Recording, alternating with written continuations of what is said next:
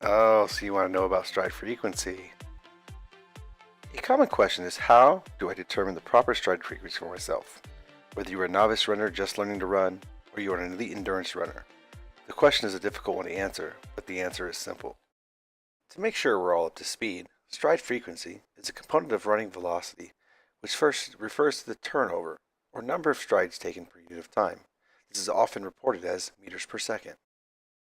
This video is designed to show you how to answer this question from a frantic runner who thinks you are the expert because you took a class taught by Dr. Triathlete himself. Now let's show you how to answer the question.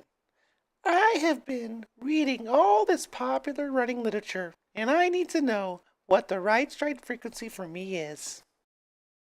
It is widely accepted as a result from over 3 decades of research that most runners are pretty accurate in self-selecting their proper stride frequency at any given velocity.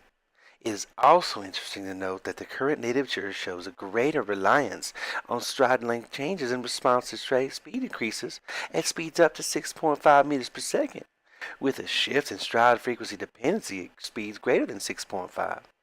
My colleagues will show you how altering preferred stride frequency will result in enhanced or detrimental performance in injury states. So, if I've been running at my preferred stride frequency, but I'm feeling pain in my knee, what should I do? Now that's a great question. Interestingly, the conversation often shifts from the preferred stride frequency to the optimal stride frequency for an individual from both an injury and performance perspective. Let me discuss research conducted by Lanhard and her colleagues on the effects of adjusting stride frequency by plus and minus 10%. They found that by increasing stride frequency by 10%, there was a decreased patellofemoral force during the stance by 14%. In addition, they found that by decreasing the stride frequency by 10%, there was an increase in patellofemoral forces. Now at this point, let me go ahead and bring in my counterpart to further investigate how stride frequency affects the ground reaction forces and subsequently joint forces. Thanks, man. First, let's investigate why the increased stride frequency may reduce patellofemoral forces, and the decreased stride frequency may increase those forces.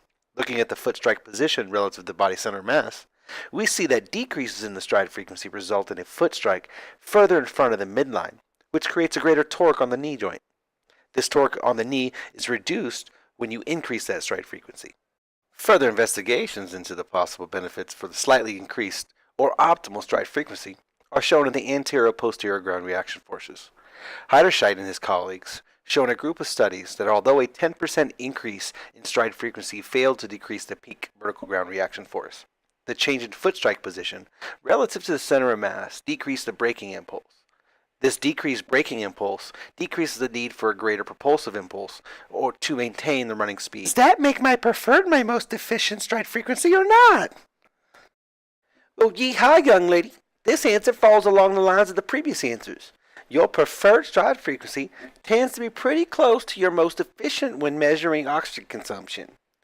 There have been few studies, let's talk about just the two of them right now, with Dr. Hamill and his colleagues, as well as Drs. Hunter and Smith. They both show that there may be a slight difference in a runner's preferred stride frequency and their optimal. When referring to the cost of running, it may be more efficient to increase your stride frequency by up to 10% of your preferred stride frequency. But Mercer and his colleagues caution that increases of up to 15% may have a detrimental effect on the cost of running. So without to remember, these studies that have been quoted have all incorporated the group means in their findings. Our recommendation to you is, when you go for a run, pay attention to the way you feel. If you notice a lack of energy later in the run, or a pain in the knee region, you may benefit from increasing your stride frequency. If you try it and it feels better, try to incorporate that new stride frequency. If it doesn't, the issue may be something else. All in all, runners are pretty good at naturally selecting the best cadence for themselves.